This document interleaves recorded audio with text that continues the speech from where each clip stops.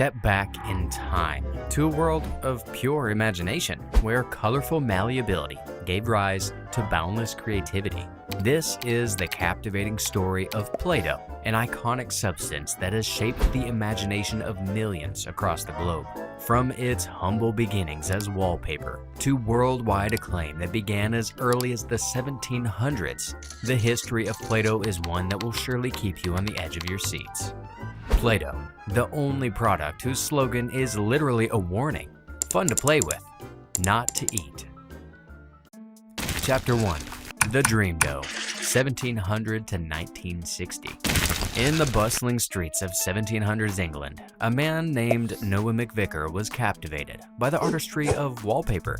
As he marveled at the intricate designs adorning the walls of stately homes, Noah noticed a persistent problem that plagued homeowners: the unsightly accumulation of grime and soot on their cherished wallpaper. Driven by a desire to solve this problem, Noah embarked on a quest to create a revolutionary cleaning product that would restore the splendor of these paper walls. After tireless experimentation, he stumbled upon a unique formula that showed promise. With just flour, water, and a dash of other ingredients, Noah crafted a pliable substance that had the remarkable ability to lift dirt and grime from wallpaper surfaces. Little did Noah know, his creation would soon shape into something far beyond the realm of cleaning. Fast forward to the 1950s. Noah's nephew, Joe McVicker, was working with a visionary teacher named Kay Zufall. As they explored the potential of Noah's cleaning formula, they noticed something extraordinary. The substance possessed a remarkable molding capability. Their minds brimmed with the possibilities, and so Joe and Kay began to envision the potential of this squishy cleaning product. The key transformative moment began as they introduced their product to schools as an educational tool. Its malleability sparked a wave of excitement amongst the children, who found joy in shaping and sculpting the dough-like material into whatever their minds could think up. The response was overwhelmingly positive, and Joe and Kay looked at one another in astonishment because they knew they had stumbled upon something amazing. Inspired by this, they set out to perfect the formula, ensuring it was non-toxic and safe for children. After numerous experiments and refinements, they unveiled the final product: Play-Doh. But convincing the world of Play-Doh's true potential proved to be an uphill battle. Despite their enthusiasm, early reception was quite modest at best, but Joe and Kay didn't back down. They knew all they needed was one good plop into the market, and they did so by introducing a vibrant spectrum of colors to the Play-Doh lineup. This colorful revolution changed everything. Play-Doh morphed from a mere cleaning product into a tool of artistic expression, with children's imaginations exploding into something never seen before. Suddenly, they could mold, shape, and create with a kaleidoscope of hues at their fingertips. Play-Doh became more than just a toy. It became a gateway to a world of boundless creativity. The transition from a humble wallpaper cleaner to a child's toy was remarkable. Play-Doh's origins as a solution to a practical problem had birthed a cultural phenomenon. Its mesmerizing texture and limitless potential allowed children to bring their wildest dreams to life. Chapter 2. Shaping the Dough, 1960 to 1980. By the 1960s, Play-Doh had firmly established itself as a staple of childhood play. The unique sensory experience it offered, combined with its ability to inspire creativity, made it a household name. The brand expanded its product line to include playsets, molds, and tools that allowed children to shape their doughy dreams to reality. These sets featured popular themes like food, animals, and vehicles, catering to a wide range of interests. But the real reasons for Play-Doh's success go a bit deeper. Because of the post-World War II boom, Play-Doh's popularity began to soar in the 1950s and 60s. It was a time characterized by economic boom. With increased prosperity, families had more disposable income to spend on toys and leisure activities for their kids. Play-Doh was an affordable and versatile toy, and it appealed to parents because of this. Also, the mid-20th century witnessed massive societal changes, including a shift towards suburban living and increased urbanization. Play-Doh provided a means of play, and within these changing environments, its versatility and mess-free nature made it a suitable indoor activity for children, especially in smaller living spaces. Another reason is, during the post-war era, there was a growing emphasis on the importance of early childhood education. Play-Doh's nature made it an ideal tool for stimulating sensory exploration, fine motor skills, and creativity. Its introduction into schools and educational settings further enhanced its reputation as a beneficial and developmentally supportive toy. Lastly, Play-Doh's composition and commitment to safety standard played a vital role in its success. As parents became more concerned about the materials their children played with, Play-Doh's non-toxic formulation became its selling point. This assurance helped build trust with parents, who saw Play-Doh as a safe and suitable toy. Chapter 3. Weathering the Storm, 1980 to 1990. The 80s and 90s posed challenges for Play-Doh because electronic toys and video games began their reign of control. Play-Doh also underwent a change in ownership during this period, with two major toy companies trying to pave the way to success latching onto the Play-Doh brand.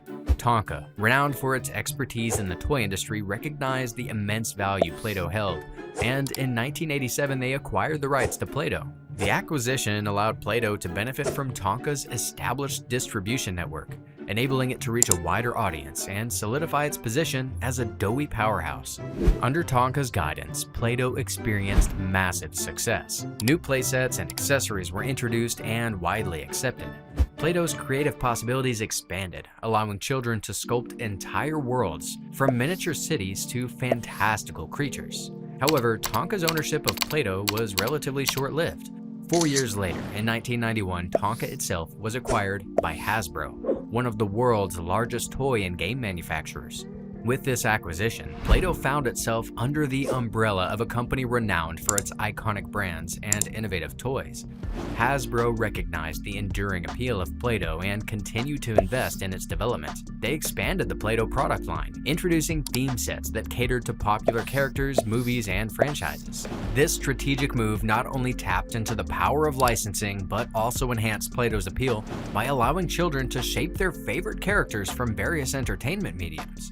Under Hasbro's stewardship, Play-Doh also experienced advancements in technology and manufacturing. The introduction of new textures, scents, and special effects further enriched the sensory experience.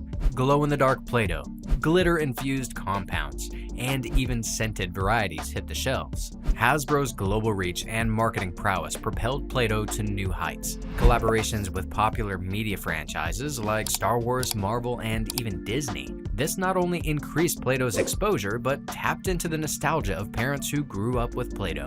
Tonka and Hasbro developed several key playsets that propelled Play-Doh to fame, including the Play-Doh Fun Factory. Originally introduced in the 1960s, it allowed children to mold Play-Doh into various shapes and patterns. By introducing a chosen color of Play-Doh into the Fun Factory and pressing down on a lever, kids could create unique strands of Play-Doh in different shapes, like stars and squares. Then there was the Play-Doh Town. Children could create their own bustling cityscapes. This set had molds and tools for sculpting buildings, vehicles, and characters. Kids could construct their own Play-Doh town, complete with shops, houses, and even a police station.